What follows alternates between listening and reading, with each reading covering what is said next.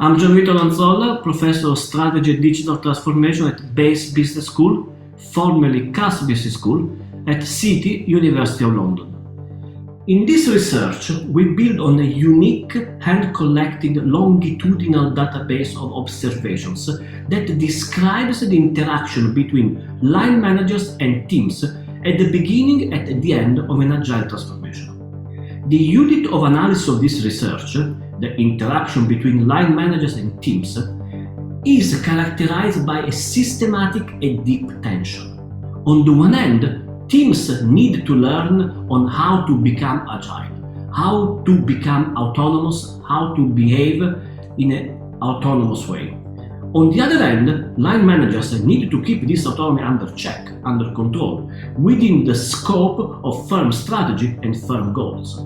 So, in this paper we make several contributions on how line managers grapple with these tensions and they address successfully these tensions. So, we find that at the beginning of the transformation, the sources of line managers' power are rooted mostly in information asymmetries. Line managers know more than individuals in the teams about how to become agile, what agility means, and they leverage this superior knowledge in their own favor. We also find that at the beginning of the transformation, line managers use rites and rituals to exemplify agile values. We also find that line managers exert their control on behaviors, individual behaviors. People have to behave in an agile way, act agile. Overall, we find that at the beginning of an agile transformation, line managers use influencing mechanisms to enact agile values and practices. When the transformation is considered as mature by the top management of the organization, line manager actions change radically, I would even say dramatically. Now, in this paper, we define the end of an agile transformation as when the objectives of the transformation, namely achieving a change in mindset and practices towards autonomy, were fully achieved. Now, we find that at this stage of the transformation, line manager starts acting in a very different way.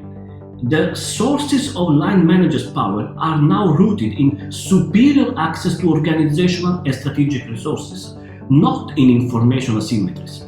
We find that line managers use rites and rituals to maintain agile values and practices, not to illustrate such agile values and practices. We find that line managers now move the focus of their control from behaviors to values. So individuals in the teams must be agile, not just act agile. Overall, we find that in this phase of the transformation, line managers use discipline mechanisms to enact and maintain agile values and practices. Within this radically different set of managerial action between the beginning and the end of the agile transformation, there is actually a common denominator. Both at the beginning and at the end of the transformation, line managers cannot be distant managers. They must be very close to teams, even co-located. This physical co-location is instrumental for achieving the information that line managers need to then be able to manage the people that are in the teams and align them within the organization. So our findings contribute more generally to the ongoing debate between autonomy and alignment to firm strategy. Can self-steering teams deliver without control? Now, our research makes a clear case that autonomy should be complemented, perhaps with even more governance and even more management. And what we specifically contribute to this debate is that some specific guidelines on what managers should do to enact agile value and to maintain this agile value. And we also contribute to this debate how to select successful line managers. Being a line manager in an agile organization is not easy job. It's not easy at all.